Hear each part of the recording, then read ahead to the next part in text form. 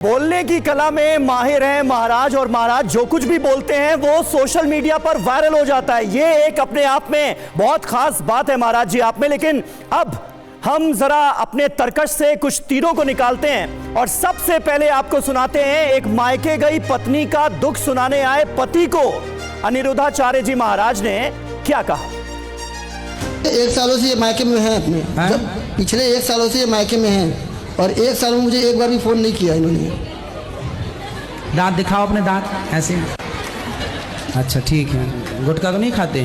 खाते हैं कभी कभी। दांत कुछ काले काले से लगे इसलिए हमने जूम करके देखा। तो देखा आपने महाराज की ये क्लिप, और अब इसी क्लिप से जुड़ा एक अहम सवाल हम आपके सामने रखने जा रहे हैं, जो कि महाराज पर मुकदमे का पहला हमारा सवाल है।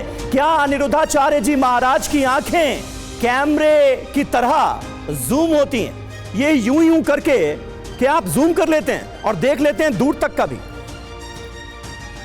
ऐसा है कि इसको हमारे वृंदावन में एक मंदिर है, तो वहाँ के ठाकुर जी बहुत छोटे हैं। अच्छा।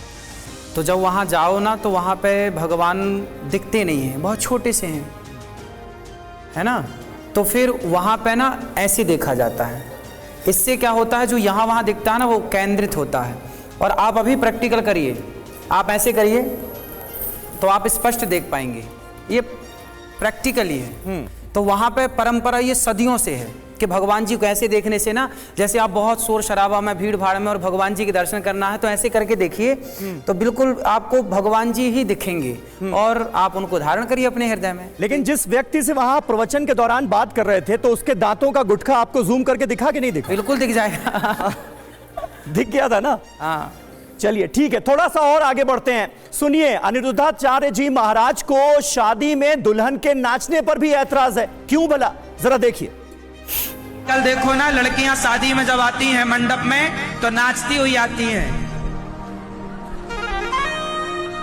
कहो इन बेटियों से नाच लेना, कोई मना थोड़ी करेगा। पर यहां तुम्हारे सामने ससुर है, तुम्हारा बाप है, तुम्हारा जेठ है, समाज बैठी है, यहां ही नाचना क्यों है? पति के संग नाचना रोज। तो देखा आपने महाराज जी ने क्या जवाब दिया इसका, और किस तरह से इस इशू पर वो बात करते नजर आए। लेकिन क्या सवाल है इस क्लिप से निकला हुआ अगला हमारा मुकदमे का सवाल क्या है महाराज जी के लिए? आइए उस पर जल्दी से एक नजर अब डाल लेते हैं। ये रहा सवाल, क्या अनिरुद्धाचार्य जी महाराज को दुल्हन की खुशी सहन नहीं हो रही है?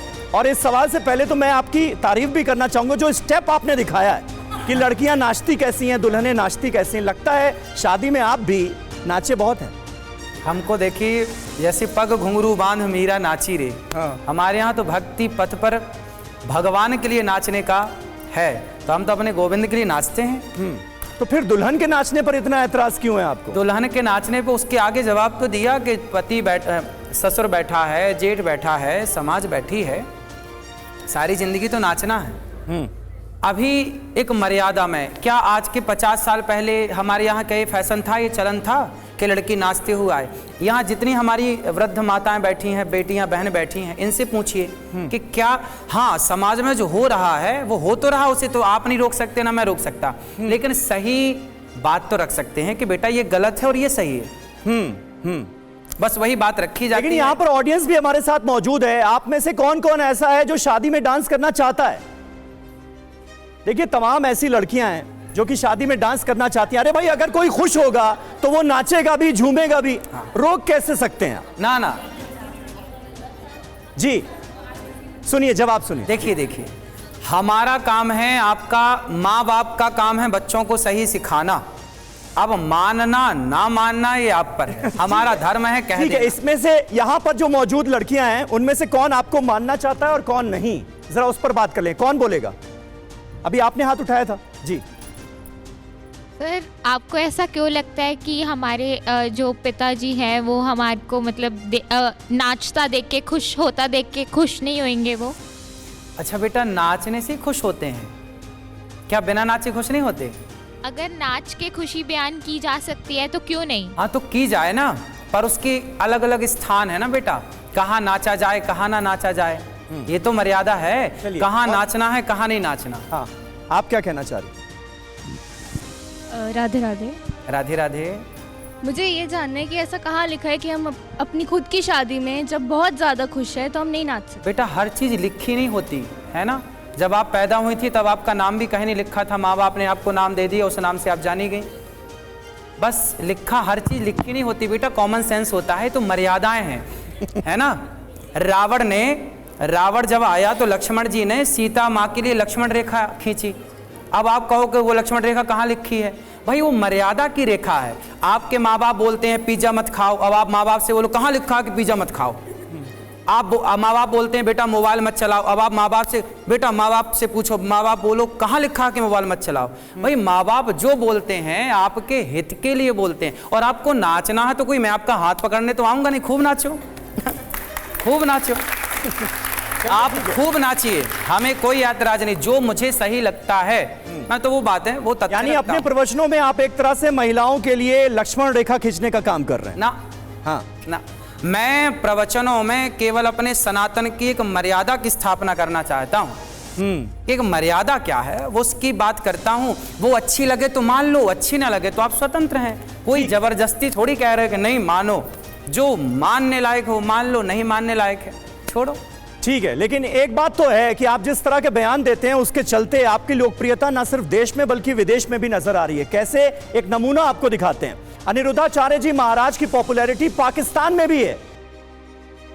तो मौलाना साहब कह रहे हैं कि यह अलग ही जवाब आ रहा है। आइए इसी क्लिप से जुड़ा हुआ अगला हमारा सवाल मुकदमे का वो हम आपके सामने रखें। उससे पहले अनिरुद्धाचार्य जी जवाब देना चाहेंगे मौलाना साहब को? हाँ, प्रश्न इनका ये है ना कि ईश्वर क्यों नहीं दिखते, ये सवाल था। तो देखिए जैसे गुलाब में खुशबू है, क्या दिखाई पड़ती है? तो नहीं दिखती, इससे ये सिद्ध नहीं होता कि नहीं है। उसी तरह हमारे जैसे गुलाब की खुशबू को महसूस किया जा सकता है, उसी तरह भगवान की भक्ति करके भगवान को महसूस तो किया जा सकता है। ये देखने दिखाने का विषय नहीं है। हर चीज़ देखी नहीं जा सकती और हर चीज़ दिखाई नहीं जा सकती। मिश्री में मिठास है, क्या उस मिठास को देखा जा सकता है? लेकिन खा करके उसका अनुभव किया जा सकता है। उसी तरह ईश्वर को देखा नहीं जा सकता, पर भक्ति करके क्या मीराबाई ने अनुभव नहीं किया? यदि नहीं किया तो मीराबाई ने जो किया तो वो क्या था? सूरदास जी, रैदास जी, रसखान, इतने सारे भक्त जो हमारे जगत में हुए हैं, क्या इन्होंने अनुभव नहीं किया? आपकी दादी, आपकी माँ, आपकी नानी जो वर्षों से भगवान के ध्यान में डूबी रही आई, तो क्या वो पाखंड था? अरे कुछ तो अनुभव हुआ होगा ना, कुछ तो शांति मिली होगी ना। इसलिए ईश्वर देखने और दिखाने का सब्जेक्ट नहीं है, ये महसूस। मिश्री खाओगे तो मिठास का अनुभव हो ही जाएगा, भक्ति करोगे तो ईश्वर का अनुभव हो ही जाएगा, कोई बहुत बड़ी बात नहीं है। और भगवान को जो भोग लगाया जाता है उसको लेकर उनका सवाल था। लेकिन मुझे ये बात हैरान कर रही है कि पाकिस्तान के मौलानाओं को आप में इतनी दिलचस्पी क्यों है? पाकिस्तान के बहुत लोग कथा सुनते हैं। मेरे पास एक बार ऑफर आया था। अच्छा, मेरे पास ऑफर आया, बोले आप पाकिस्तान आ जाओ कथा सुनने, कथा सुनाने।